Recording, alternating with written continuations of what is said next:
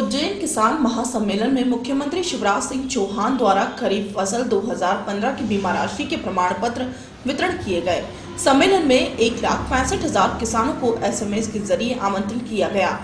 किसानों को 341 करोड़ के प्रमाण पत्र वितरण किए गए। पूरे प्रदेश में जिला स्तर पर यह वितरण किया गया। इस दौरान किसानों को हार्वेस्टर एवं ट्रैक्टर की चाबियां किसानों को सौंपी गई। इस किसान सम्मेलन को मिशन 2018 की तैयारियों के रूप में भी देखा जा रहा है। इस सम्मेलन के दौरान भीड़ बढ़ाने के लिए किसानों से ज्यादा बाहर के वार्डों से लोगों को इकट्ठा कर नानाखेड़ा स्टेडियम लाया गया। इस सम्मेलन के लिए एक सप्ताह से शासकीय मशीनरी शहर से लेकर गांव तक लगी हुई थी। 600 बसें और 3,000 जीप एवं स्कूल बसों से संभाग से 1 लाख किसानों को लाने की जिम्मेदारी कलेक्टर के विभिन्न अधिकारियों को सौंपी थी। वहीं इस कार्यक्रम का सीधा प्रसार अन्य शहरों में भी किया गया। भारतीय किसान संघ द्वारा कुछ सवाल खड़े करने के बाद प्रशासन ने किसान संघ के पदाधिकारियों को न्योता तक नहीं भेजा। ऐसे में हजारों किसान सम्मेलन में नहीं पहुंच सके। किसान संघ को बीमा रकम को समारोह में बांटने पर ऐतराज जताया जा रहा था। उल्लेखनीय है कि किसान संघ के क्षेत्रीय पदाधिकारियों ने पहले बयान जारी किया था कि किसानों की बीमा राशि उनका अधिकार है और उसमें शासन का योगदान नहीं है जो सम्मेलन में बांटी जाए। यह राशि किसानों के खाते में आना चाहिए। नगर की प्रथम नागरिक हमारी बहन मीना जोनबाल जी, सभी किसान नेतागण और महाकाल महाराज की इस नगरी में विशाल संख्या में उपस्थित मेरे किसान बहनों और भाइयों, सबसे पहले दोनों हाथ जोड़ के आप सबका स्वागत करता हूं, आप सबका अभिनंदन करता हूं। पूरे मध्य प्रदेश के किसानों को प्रणाम करता हूं, सबका हृदय से स्वागत करता हूं। कहते एक भगवान है अंबर में, आकाश में, जो हम सबको पैदा करता है, जिसकी कृपा से सृष्टि चलती है। आसमान में बैठे हुए भगवान को तो प्रणाम है ही, महाकाल महाराज को प्रणाम है ही, लेकिन धरती पर अगर कोई भगवान है तो अगर कोई बीमार होगा तो कहते डॉक्टर दूसरे भगवान है। मैं मानता हूं डॉक्टर भगवान को जीवन देता है, लेकिन इस धरती पर असली भगवान अगर कोई है तो भगवान किसान है मेरे बहनों और भाइयों। मध्य प्रदेश उज्जैन से मुकेश चौरसिया की रिपोर्ट। मध्य प्रदेश के कटनी में आज 3 दिवसीय कृषि महासम्मेलन एवं कृषि विज्ञान महोत्सव के कार्यक्रम का आज कृषि उपज मंडी प्रांगण में शुभारंभ किया गया। कार्यक्रम के मुख्य अतिथि विधायक संदीप जायसवाल एवं विशेष अतिथि महापौर शशांक श्रीवास्तव ने दीप प्रज्वलन करके किया। इसके बाद जिले भर से आए करीब 2,000 किसानों को टेलीविजन के माध्यम से मुख्यमंत्री और उद्घोषण कार्यक्रम को सुनाया गया। कार्यक्रम स्थल पर किसानों के लिए अनेक योजनाओं के प्रचार प्रसार हेतु विभिन्न स्टॉल लगाए गए थे। कार्यक्रम के दौरान सांस्कृतिक कार्यक्रम भी किए गए। इस दौरान कृषि विभाग के उप संचालक एनडी गुप्ता ने कहा कि 2015 में सूखे के कारण फसल बीमा दिया जा रहा है। सभी किसानों की बीमा राशि 13,421 किसानों का 13,35,80,223 रुपए की निधि जिले के सभी किसानों के खाते में वितरित की जा चुकी है और आज सभी को बीमा की राशि का वितरण प्रमाण पत्र आज दिया जा रहा है। इसके बाद महापौर ने कहा कि शासन द्वारा किसानों के लिए तरह तरह की योजनाएं दी जा रही है, इसीलिए सभी किसान आगे आकर लाभकारी योजनाओं का लाभ लें, जिससे जिले में उन्नत तकनीक से कृषि पैदा हो सके। कटनी विधायक संदीप जायसवाल ने प्रदेश सरकार द्वारा चलाई जा रही योजनाओं की सराहना की, लेकिन जिले में बीमा राशि वितरण में कुछ अनियमितताओं की बात कही। इसके लिए कलेक्टर से जांच करने की बात भी कही गई। इसके बाद किसानों को बीमा दावा राशि का प्रमाण पत्र वितरित किया गया। कार्यक्रम में जिला पंचायत उपाध्यक्ष बीजेपी जिलाध्यक्ष विजय शुक्ल, नगर अध्यक्ष राम रतन पायल, प्रभारी कलेक्टर सुनंदा पंचपाई समेत प्रशासनिक अधिकारी एवं पदाधिकारी मौजूद रहे। अवार्ड हमको मिल रहा है वो सारे किसान भाइयों की मेहनत का परिणाम है। आज बीमे की राशि का जो ऐतिहासिक वितरण का जो कार्यक्रम हो रहा है उससे निश्चित रूप से हमारे किसान भाई लाभान्वित होंगे। यहाँ पे बहुत से ऐसे किसान भाई हैं जिनको जानकारी नहीं होगी, लेकिन यहाँ पे लगातार जो 3 दिन का कार्यक्रम चल रहा है उसमें बीमा योजनाओं की भी जानकारी प्राप्त करें ताकि भविष्य में जिनको बीमा का लाभ नहीं मिल पाया है उनको भी बीमा का लाभ मिले। वो किस तरह से अपनी फसल का बीमा करा करके अपनी फसल को सुरक्षित करके अपनी कृषि की आय को बढ़ा सकते हैं, अपने खेतों को सुरक्षित रख सकते हैं, इसकी चिंता भी करने की आवश्यकता है। सरकार ने सिंचाई से लेकर के बिजली से लेकर के तमाम सारी योजनाएं आपके सामने रखी हैं, सारे अवसर आपको दिए हुए हैं। हम चाहते हैं कि उस अवसर का लाभ उठा करके हम कृषि को उन्नत बनाएं, विकसित बनाएं, आप स्वयं उन्नत हो, विकसित हो। और इस पर मैं आप सबको अपनी शुभकामनाएं देता हूं। वास्तव में 3 दिन का जो सम्मेलन होगा और उसके बाद आपके जो ज्ञान का अर्जन आप यहां पर करेंगे नई नई तकनीक का, उसका उपयोग जिस समय आप अपने खेत में करेंगे तो उसका लाभ मिलेगा। हम चाहते हैं कि हमारा कटनी जिला सर्वश्रेष्ठ जिला हो, उन्नत जिला हो, कृषि पर विकसित जिला हो और आप सब निरंतर प्रगति करें, ऐसी ईश्वर से कामना करता हूं। धन्यवाद। वंदे मातरम। समस्या को हल करने के लिए हमारे मुख्यमंत्री, हमारे प्रधानमंत्री, हमारी भारतीय जनता पार्टी का केंद्र और प्रदेश का शासन उसने जवाबदारी ली है कि हम किसानों को कोई तकलीफ नहीं होने देंगे। तो मैं आज इस मंच से अपने किसान भाइयों को ये विश्वास दिलाता हूं कि जो कोई भी लोग जवाबदार हैं, अगर उन्होंने गलत आकलन किया है, गलत सर्वे किया है, तो उसकी जांच कराई जाएगी और नियम कायदे से किस तरह से उस क्लेम को दोबारा हासिल करने के लिए जो भी प्रक्रिया होगी, उस प्रक्रिया में हम सब मिलकर आपकी लड़ाई को लड़ेंगे।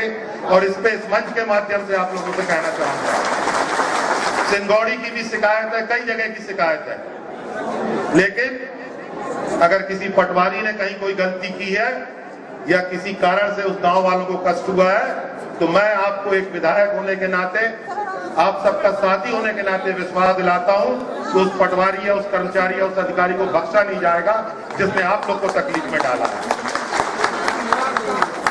और इस मंच के माध्यम से मैं प्रभारी कलेक्टर महोदया से भी अनुरोध करूंगा, आप भी इस बात को गंभीरता से लें और किस तरह से क्या गड़बड़ी हुई है उसकी जांच कराएं। और पुनः अंत में बार बार अनुरोध कर रहा हूं, फिर से अनुरोध करता हूं कि सरकार चाहे केंद्र की हो चाहे प्रदेश की हो, सब आपके हित में सोच रहे हैं, लेकिन आपको आगे बढ़कर योजनाओं का फायदा लेना है। पुनः हाथ जोड़कर अनुरोध है कि विश्वास कीजिए, एक बार सब आगे आए, बीमा कराएं, ताकि विभिन्न जो आपके ऊपर संकट आते हैं उनसे आपको सुरक्षा मिल सके। आप लोगों ने मुझे यहाँ पर बुलाया, इसके लिए मैं आप सबका आभारी हूँ। जय हिंद, जय मध्य प्रदेश, जय कटनी। मध्य प्रदेश कटनी से यश खरे की रिपोर्ट। महोबा में अपराधी अब बेखौफ है तो वहीं पुलिस निष्क्रिय बनी हुई है। 4 दिन पूर्व 2 नाबालिग लड़कियों के अपहरण के मामले में पुलिस के हाथ अभी तक खाली हैं, तो आज देर शाम पेशेवर अपराधियों ने एक युवक को बंदूकों की बटों से पीटकर घायल कर दिया। दरअसल मामला यह था कि शहर कोतवाली क्षेत्र के मोहल्ला कसोरा टोरी में एक दरगाह पर अर्ज हो रहा था। धार्मिक स्थल पर पड़ोस के ही सुलेमान अपने साथियों के साथ शराब पी रहा था, जिसे लेकर सलीम ने शराब पीने से मना किया तो सुलेमान और उसके साथियों ने उसके साथ मारपीट की। उसके थोड़ी देर बाद मामला शांत हो गया, पर थोड़ी देर बाद फिर हिस्ट्री शीटर सुलेमान अपनी बाइक पर बैठकर आधा दर्जन साथियों के साथ फिर पहुंचा और सभी तमंचे लेस थे। सलीम की माने तो सुलेमान के साथ साबिर, सनी, मुबीन सहित आधा दर्जन लोग थे। सभी ने सलीम को मारना पीटना शुरू कर दिया और उसे तमंचों के बटों से पीट कर घायल कर दिया। यही नहीं, सलीम के ऊपर फायर भी किया गया, पर सलीम के भाई नईम ने उसे धक्का देकर बचा लिया। नईम को भी चोटें आई हैं। पूरे मोहल्ले में दहशत फैलाने के लिए दबंगों ने तकरीबन 15 राउंड फायरिंग भी की। इस अंधाधुंध फायरिंग से मोहल्लेवासी खौफजदा हो गए। दबंगों की ये हरकत देख मोहल्ले के लोगों ने इन्हें पकड़ने के लिए ललकारा तो सभी बाइकों से भागकर फरार हो गए। एक अपराधी अपनी स्कूटी छोड़कर भाग गया। घटना की सूचना कोतवाली पुलिस को दी गई। मौके पर पहुंचे शहर कोतवाल जगदेव यादव ने घायल और मोहल्ले के लोगों से पूछताछ की और स्कूटी को कब्जे में ले लिया। सरेआम हुई इस घटना से नाराज मोहल्ले के लोग कोतवाली में इकट्ठा हो गए। पीड़ितों का कहना है कि उन्हें इन अपराधियों से खतरा है, ये कभी भी कुछ भी कर सकते हैं। वहीं सूचना मिलते ही सीओ सिटी विनोद सिंह सचान भी मौके पर पहुंचे और घायल की तहरीर पर मुकदमा दर्ज कर लिया। इस पूरे मामले को लेकर सीओ विनोद ने बताया कि मामला दर्ज कर लिया गया है और अपराधियों की गिरफ्तारी के लिए टीम गठित की गई है। आरोपियों को पकड़ने के लिए दबिश दी जा रही है। जैसी कि जानकारी मिली है कि कसौरा टौरा मोहल्ले में कुछ लड़के थे, वो शराब पी रहे थे सरेआम, मोहल्ले वासियों ने उनको मना किया तो इसी बात पे आवेशित होकर के वहाँ से तो चले गए। थोड़ी देर बाद अपने और साथियों को लेकर के आए और दूसरे पक्ष के साथ उन्होंने मारपीट की थी और एक अपना दबदबा बनाने के लिए उन्होंने हवाई फायर भी किया है, जिसकी सूचना जैसे ही मिली है पुलिस की पार्टियां बना दी गई हैं और उनके घरों पे दबिश दी जा रही है। ये कोई अगला कदम उठा रही है? पुलिस की टीमें बना दी हैं, ये तो मैंने अभी आपको बताई है और पुलिस उनकी गिरफ्तारी का प्रयास कर रही है। जैसे ही सूचना मिली है तत्काल पुलिस रवाना भी हो गई है, कार्रवाई करेंगे उसके खिलाफ। इस घटना से कोई इंजर्ड हुआ है, घायल हुआ है? हाँ, एक लड़का है वो सलीम, उसके चोट दिखाई दे रही है कान के पास, जैसे किसी हार्ड वेपन से मार दिया गया हो और उसके कारण से खून बह रहा है। सब परिवार वालों के हैं कि 2 लोग इसमें घायल हुए? उसका छोटा भाई है, उसके हाथ में हल्की सी चोट है, लाल रंग का नीलगू जैसा दिखाई दे रहा है। उत्तर प्रदेश महोबा से इसराइल कुरैशी की रिपोर्ट। उत्तर प्रदेश पुलिस इस कदर निष्क्रिय है कि फरियादियों की फरियाद को ही अनसुना कर देती है। मामला महोबा जनपद का है। शहर कोतवाली क्षेत्र के मोहल्ला आलमपुरा निवासी मुन्ना की नाबालिग बेटी रुखसार अपने मोहल्ले की लड़की आरती के साथ 6 दिसंबर को जिला अस्पताल गई थी, लेकिन दोनों ही नाबालिग लड़कियां वापस अपने घर नहीं पहुंची। जब शाम तक लड़कियां अपने घर नहीं वापस आई तो परिजन परेशान हो गए। दोनों ही परिवारों ने गायब लड़कियों की तलाश शुरू कर दी, मगर कोई भी जानकारी न मिलने से परिजन कोतवाली महोबा पहुंचे और लड़कियों के अपहरण किए जाने की सूचना दी, मगर कोतवाली पुलिस ने न तो इस मामले में कोई मुकदमा दर्ज किया और न ही पीड़ित परिवारों की कोई मदद की। पीड़ित परिवार पिछले 4 दिनों से अपनी बेटियों की तलाश के लिए पुलिस से मिन्नतें करती रही, मगर पुलिस ने कोई भी कार्रवाई नहीं की। लड़की गोल हो गई। एक सहेली है, लड़की के संगे गई, अस्पताल गई थी 12 बजे के लगभग। 6 तारीख को गई थी। 6 तारीख से मालूम नहीं चल रहा है, पुलिस के चक्कर लगा रहे हम, कोई सुनाई नहीं हो रही हमारी। अब हो आज लिखवाइए तो आज कह रहे थे कि हाँ आज रिपोर्ट की FIR, तो आज कह रहे थे कि आज जा रहे। इससे पहले FIR नहीं लिख रहे थे? हाँ नहीं लिख रहे थे, फिर आ रहे थे चक्कर काटते, कहते तुम्हारी जानकारी में गई लड़की तुम्हारी वजह से। जे कह के इधर से अस्पताल के लिए गई हैं, ये कह रही थी कि हमको हुआ है, तो अपने गई, उसकी सहेली है और ये लोग निकल गई। निकलने के बाद आज तक कोई पता नहीं चल रहा, पुलिस के चक्कर काटते रहते हैं, कोई न रिपोर्ट भाई न कुछ हुआ। आज ही रिपोर्ट बता रहे हैं कि हो गई है। अब हमको गैर पढ़े लिखे अभी नहीं मालूम है कि अभी हुई कि नहीं हुई। आज कह रहे हैं पुलिस ने कि कर ली है रिपोर्ट। तो किसके नाम FIR करी तुमने? FIR नाम हरिओम के नाम की है। हरिओम के ऊपर हमको वो है और हरिओम ले गया है, हरिओम ले गया है। कब से गायब थी और किसके साथ गई थी? ये 6 तारीख को उसी के संग गई हैं, उसी को बताया जा रहा है कि डग्गा कोई करके ले गई हैं। ये कोई पता नहीं चल पाया था। तो कौन कौन गायब हो गया? दोनों लड़कियां हैं, सहेली है उसकी और रुखसाना है और सहेली है, दोनों गायब हैं। क्या तारीख से? 6 तारीख से। आखिरकार इस गंभीर मामले की जानकारी मीडिया ने प्रमुखता से उठाई, तब जाकर कोतवाली पुलिस ने लड़कियों के अपहरण का मुकदमा दर्ज किया।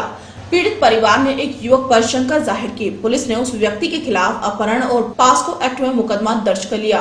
कोतवाली प्रभारी ने लड़कियों की बरामदगी के लिए एक टीम गठित की है। वहीं पुलिस ने शक के आधार पर 2 लोगों को भी हिरासत में लिया है, लेकिन अभी तक पुलिस के हाथ खाली है। वहीं पीड़ित परिवार अपनी लड़कियों के गायब होने से चिंतित है और किसी अनहोनी से डरा हुआ है।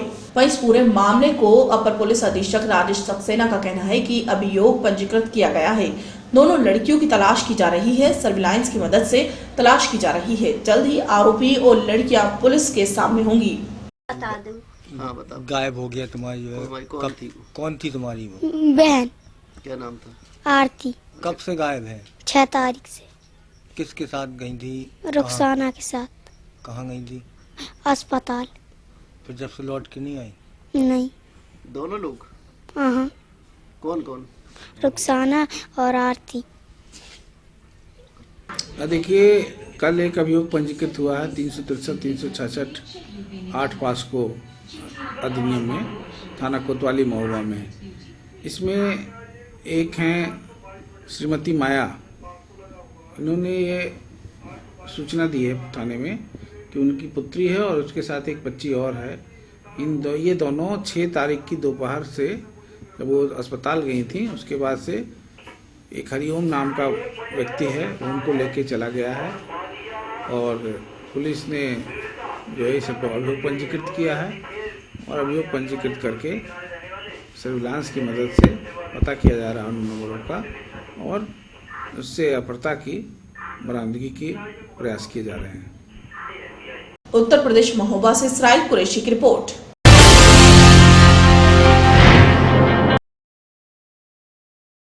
उत्तर प्रदेश के मऊ जनपद थाना दक्षिण टोला क्षेत्र में बीते 6 नवंबर को 30 वर्षीय युवक रहमान की हत्या कर लाश को सरजीवी स्कूल के पीछे फेंक दिया गया था और हत्या में प्रयुक्त आरोपी अपना हथियार अरहर के खेत में छुपा दिया था। लेकिन पुलिस ने मामले की जांच में जुटकर छानबीन की तो सामने आया कि हत्यारा साथ ही मृतक रहमान, सिराज, रफी, अहमद ये तीनों साथ में ही पशुओं की खरीद, फिरौती, सप्लाई व कसाई बाड़े का काम किया करते थे।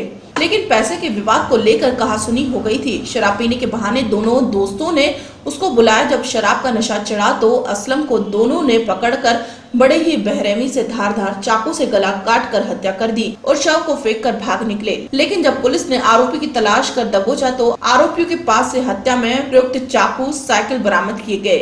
साथ ही उच्च धाराओं में चालान कर जेल भेज दिया गया। पीने खाने में हो गया, कुछ मालूम नहीं चल के क्या बताएं। मतलब कैसे हुआ कुछ बताएंगे? इतना आदमी पिए थे खुद हम लोग को नहीं समझ में मतलब कैसे हो गया। अच्छा, चाकू भी बरामद हुआ है? चाकू से मारे हैं क्या आप? जी, चाकू से मारा है। ये आपके साथी हैं? जी। ये भी थे साथ में? जी। इनका क्या नाम है? रफी अहमद। कोई पुरानी दुश्मनी? नहीं, कोई दुश्मनी नहीं। अपना क्या अंजाम दिया आपने? अरे पीने खाने में जैसे गाड़ी उड़ी चलती है, एक्सीडेंट हो जाता है, उसी तरह मतलब हो गया। जब पी के? हाँ, हम लोग को बहुत पछतावा हो रहा है कैसे क्या हो गया। तो आपका साथी था? हाँ, साथी संग। कब से आप लोग साथी दोस्ती कब से थी? ढेर दिन से था, अब ये तो नहीं जानते हैं कि क्या कितने दिन थे। अच्छा, लेकिन हम लोग को बहुत। तो कैसे आपने उसको बुलाया पीने के लिए? पीने के बुलाए नहीं थे। हाँ। गए थे। अच्छा, कहाँ गए थे आप लोग साथ में? उसी के घर ही गए थे। अच्छा, उसी घर गए थे। हाँ। तो फिर क्या हुआ? जैसे मतलब वो उसी जहाँ मोहल्ले में रहता है उसी मोहल्ले में हम गए थे जी पैसा लेने, लेकिन वो भी पैसा ऐसा लिया दिया, वो चला गया। हम बाद में आए वहीं पर। अब पीने खाने में फिर मुलाकात हो गई दोबारा। तो फिर ये चाकू कहाँ से आ गया बीच में? वही तो चीज़ें नहीं समझ आया। फिर चीज़ें जो चाकू जो है बाद में आ गया। हम ही नहीं लिया। अच्छा, आप ही ले गए थे? हाँ, हम ही ले गए। फिर क्या हुआ? फिर हम किस बात पे आपने उसका गला काट दिया? कोई इस तरह की बात ही नहीं, हम लोग को खुद नहीं समझ में आया। अच्छा। हाँ, हम लोग को खुद नहीं समझ में आ रहा। अब हम लोग पछता रहे कैसे चाकू कहाँ से आया कहाँ से नहीं। फिर जब काम हो गया तो फेंक फाक के गाड़ उड़ के हम लोग बहुत पछता रहे थे। हत्या कर दी गई थी तथा उसकी डेड बॉडी अरहर के खेत में फेंक दी गई थी महेसरा गांव के पास। 9 तारीख को उसकी बॉडी रिकवर हुई और थोड़ी देर बाद उसकी शिनाख्त की गई। उनके पिता के लिखित तहरीर के आधार पर मुकदमा पंजीकृत किया गया तथा टीम को लगा दिया गया था। टीम ने इसका खुलासा किया। इसमें ये बात प्रकाश में आई है कि अभियुक्त सिराज कुरैशी और रफीक अहमद ये दोनों लोग मृतक असलम के साथ मिलकर गाय और भैंस को खरीदने और बेचने का काम करते थे। अभियुक्तों के कथनानुसार मृतक इनको हिस्से नहीं देता था, इनका पूरा हिस्सा हड़प जाता था तथा कई बार इनके ऊपर हत्या का प्रयास भी कर चुका था, जिससे ये लोग काफ़ी भयभीत थे और रंजिशन मतलब डरवश एक दिन 6 तारीख की शाम को शराब पिलाकर इसको लेके गए और वहीं शराब के नशे में गला देकर इनकी हत्या कर दी और लाश वहीं फेंक दी। अभियुक्तों की निशानदेही पर घटना में प्रयुक्त आला कत्ल चाकू बरामद हुआ है और मृतक की मोटरसाइकिल जो कि टुकड़ों में कटी हुई थी वहीं पास में रखे बोरे में बरामद हुई है। इस तरह लोगों ने घटना का प्रयास। उत्तर प्रदेश मऊ से आसिफ रिजवी की रिपोर्ट। मऊ में बाबा थानीदास इंटर कॉलेज के मैदान में पिछड़ा वर्ग सम्मेलन की सभा को भाजपा के प्रदेश अध्यक्ष केशव प्रसाद मौर्य संबोधित करेंगे। प्रांगण में लगभग 8000 लोगों के बैठने की व्यवस्था की गई है। प्रांगण के चारों तरफ से पुलिस की कड़ी सुरक्षा का इंतजाम किया गया। ठीक मंच के सामने रोड हेलीपैड बना हुआ है, जहां से उतरकर प्रदेश अध्यक्ष सीधे मंच पर जाएंगे। उत्तर प्रदेश मऊ से आसिफ रिजवी की रिपोर्ट। एक बार फिर सपा के पूर्व जिलाध्यक्ष धर्म प्रकाश यादव की पत्नी मंजिला पंचायत अध्यक्ष अंशा यादव चर्चा में आ गई। इस बार तो हद ही हो गई। मऊ जिले में एक कार्यक्रम के दौरान जिला पंचायत अध्यक्ष ने बाबा साहब जी की फोटो पर फूल माला डालकर श्रद्धांजलि दी।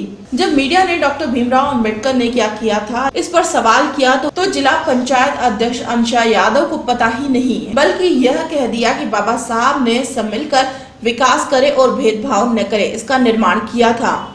ये है सपा नेत्री व जिला पंचायत अध्यक्ष अंशा यादव, जिन्हें यही नहीं पता कि बाबा साहब डॉक्टर भीमराव अंबेडकर ने संविधान का निर्माण किया है। आपको बता दें कि ये वही अंशा यादव है जिन्हें हमारे देश का राष्ट्रगान तक नहीं मालूम है। यह जो किस तारीख को किया था? समाज के लिए किया था। समाज में उनका यही था कि सब लोग मिलजुल करके हम विकास करें और भेदभाव हमारे अंदर न रहे, इसी का उन्होंने निर्माण किया था। जिला पंचायत अध्यक्ष के लिए सारे लोग साथ हैं, अच्छा लगा। राष्ट्रगान क्या है? राष्ट्रगान क्या है? भारत माता ही राष्ट्रगान हमारा है ना। मान लीजिए आप बात को हम सहमत है, ऐसा नहीं है। आप जिस तरह सोच रहे हैं वो नहीं है। हम लोग समाजवादी पार्टी के पक्के सिपाही हैं और बहुत पुराने हैं। उत्तर प्रदेश मऊ से आसिफ रिजवी की रिपोर्ट। उत्तर प्रदेश मऊ जिले में एक पति की हैवानियत देखने को मिली है, जहां अपनी पत्नी को महज इसलिए जला दिया कि उसने शराब पीने से मना कर दिया, जिसके बाद पति ने मिट्टी का तेल डालकर जिंदा जला दिया। जी हां, ये पूरा मामला जिले के मधुबन थाना क्षेत्र के धर्मपुर गांव का है, जहां पति अनिल चौहान ने अपनी पत्नी प्रियंका के ऊपर मिट्टी का तेल डालकर जला दिया और मौके से फरार हो गया। इस घटना से गांव में अफरा तफरी मच गई और आनन फानन में ग्रामीणों ने आग बुझाई और पीड़िता को जिला अस्पताल में भर्ती कराया, जहां उसकी हालत गंभीर बनी हुई है। इस मामले में सूचना मिलते ही तहसीलदार अस्पताल पहुंचकर पीड़िता का बयान लिया। वहीं एक महिला पति अनिल को मारने के लिए झपट पड़ी और बीच बचाव करने का मामला शांत हुआ। आपको बता दें कि अनिल और प्रियंका की शादी 2 साल पहले हुई थी। शादी के बाद अनिल शराब पीकर घर आता था और पत्नी प्रियंका शराब पीने से मना करती थी, जिसके बाद अनिल अपनी पत्नी को पीटना शुरू कर देता था। लेकिन आज तो हद तब हो गई जब शराब के नशे में पति घर आया और पत्नी ने रोज की तरह मना कर दिया और इस बार यही बात अनिल को नागवार लगी और मिट्टी का तेल डालकर जिंदा जला दिया। वहीं इस मामले में पीड़िता प्रियंका की माने तो पति हमेशा शराब पीकर घर आता था और मना करने पर मारता पीटता था और हमेशा दहेज का ताना भी मारता था। लेकिन आज जब शराब पीने से मना किया तो मिट्टी का तेल डालकर जिंदा ही जला दिया। इस मामले में तहसीलदार ने बताया कि सूचना मिलने पर पीड़िता प्रियंका का बयान लेने आए और बयान ले लिया। आगे की कार्रवाई की जाएगी। उसी तरह झगड़ा करते थे, फिर कराते थे, झगड़ा करते थे और मारते थे हमको। थोड़ी थोड़ी बात मारते थे मुझे 2 साल। फिर कराते हैं तो बोल देते हैं इसी मारते हैं मिट्टी के तेल से, ऐसा ताना मारते थे। का दिया ले वहाँ लोग वही जी सर। और श्रीमती प्रियंका देवी मधुबन से जली हुई अवस्था में आई थी जी, जिसका मैं डाइंग डिक्लेरेशन मृत्यु बयान लेने आया था। यह अत्यंत ही गोपनीय होता है, कॉन्फिडेंशियल होता है।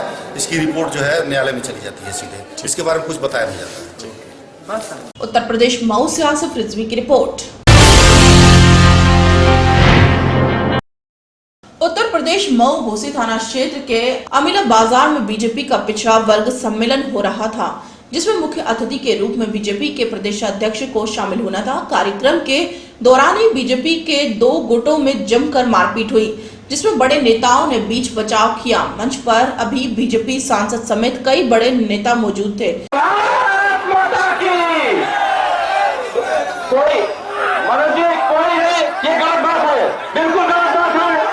मैं भारतीय जनता पार्टी के पदाधिकारियों से चाहूंगा कि प्रशासन के लोगों से चाहूंगा भैया भैया गलत बात है ये। रोको यार मनोज के समर्थक नहीं आएंगे। मारपीट किसी की शरारत स्वीकार नहीं की जाएगी। वो बचाइए, वो बचाइए, वो बचाइए। उत्तर प्रदेश मऊ से आसिफ रिजवी की रिपोर्ट।